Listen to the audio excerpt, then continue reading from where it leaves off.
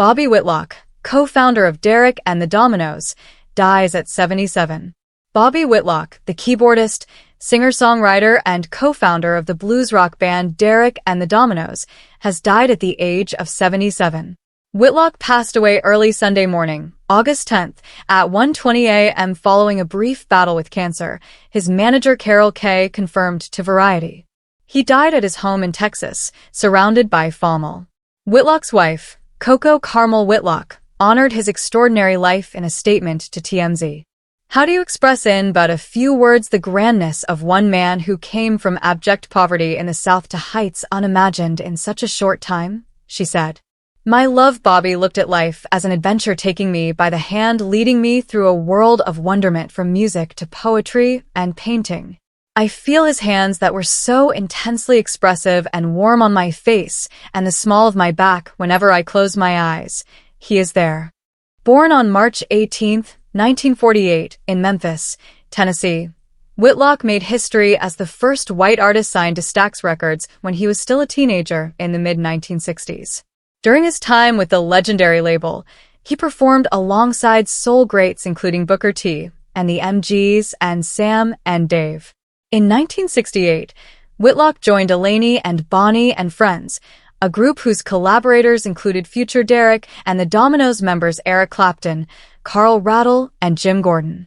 During this period, Whitlock also contributed to Clapton's 1970 self-titled debut album and played organ and piano on George Harrison's landmark 1970 release, All Things Must Pass. Later that same year, Clapton, Whitlock, Rattle, and Gordon formed Derek and the Dominos. Whitlock co-wrote half the tracks on the band's first and only studio album, Layla, and other assorted love songs, including Bell Bottom Blues and Tell the Truth. Derek and the Dominos embarked on a U.S. tour in support of the album, with Elton John serving as their opening act. "It was their keyboard player Bobby Whitlock that I watched like a hawk," John wrote in his autobiography, according to the Los Angeles Times. He was from Memphis, learned his craft hanging around Stax Studios, and played with that soulful, deep Southern gospel feel. Amid escalating drug use and growing personal tensions within the group, Derek and the Dominos split in 1971 while in the midst of recording their sophomore album. Whitlock went on to release a string of solo albums in the 1970s, beginning with his self-titled debut, which featured contributions from all the members of Derek and the Dominos, as well as Harrison. He followed it later that same year with Raw Velvet.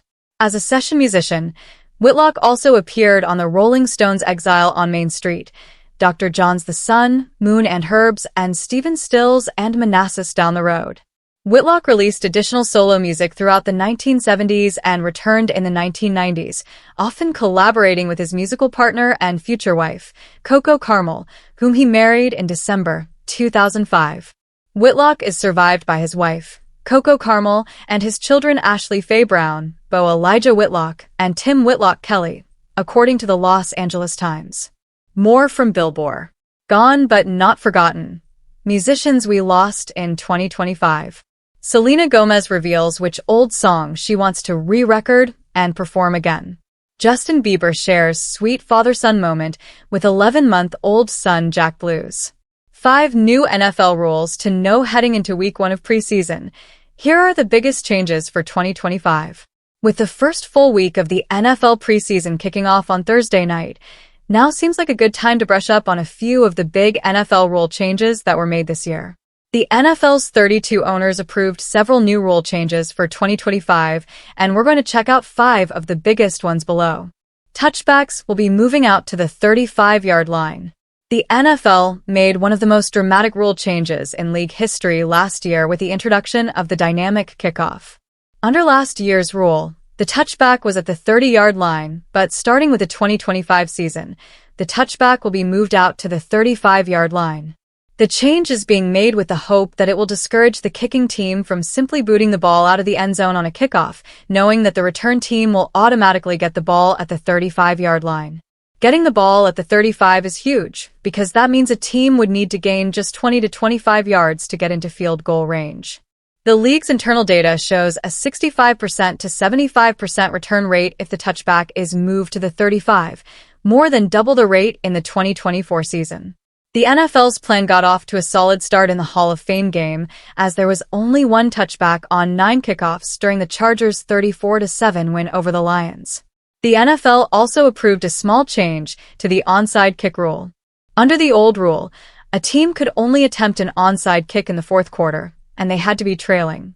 Under the new rule, onside kicks are now permitted at any point in the game, but the team attempting the kick still has to be trailing. First downs will be measured electronically. Fans have been wondering for years why the NFL can't just electronically measure a first down, and now, the league is finally doing it. The NFL will be using Sony's Hawkeye technology as the primary method for measuring first downs in 2025. The new measurement system was on display in the Hall of Fame game. Although the chain gang is being replaced, it's not going away just yet. The chain gang will still be on the field in 2025 to serve as the backup crew in case there are any issues with the new technology. NFL preseason Week 1 best bets, odds. QB battle gives Colts edge. Bengals should start fast versus Eagles. Tyler Sullivan. Replay assist can now help with even more penalties. The officials in the replay booth could see a little more action this year because replay assist has been given more power. There are now 5 more penalties that can be overturned by the booth: hitting a defenseless player, face mask, horse collar tackle, tripping, and roughing/running into the kicker. One notable aspect of the new rules is that replay assist will not call penalties that weren't flagged on the field. For instance, if an obvious face mask is missed on the field, replay assist can't go back and tell the referee to throw a penalty on the play. However, if a face mask flag is thrown on a play where a face mask didn't actually happen, then replay assist can step in to have the flag picked up. The NFL is limiting the scope of replay assist to objective penalties that can be overturned with clear and obvious video evidence.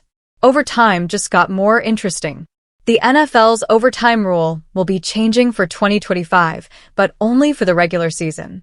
The NFL owners have voted to align the regular season overtime rules more closely with the postseason overtime rules. Under the OT rules in the postseason, the period is 15 minutes long and both teams are guaranteed a possession, even if the team that gets the ball first scores a touchdown. Both teams will now be guaranteed a possession during regular season overtime, but the OT period will only be 10 minutes long. Under the previous regular season rule, the team that got the ball first could win the game by scoring a touchdown on their first possession, but that's no longer the case. As we mentioned, this is a regular season change. There is no overtime in the preseason, so if a game is tied at the end of the fourth quarter, then it just ends in a tie.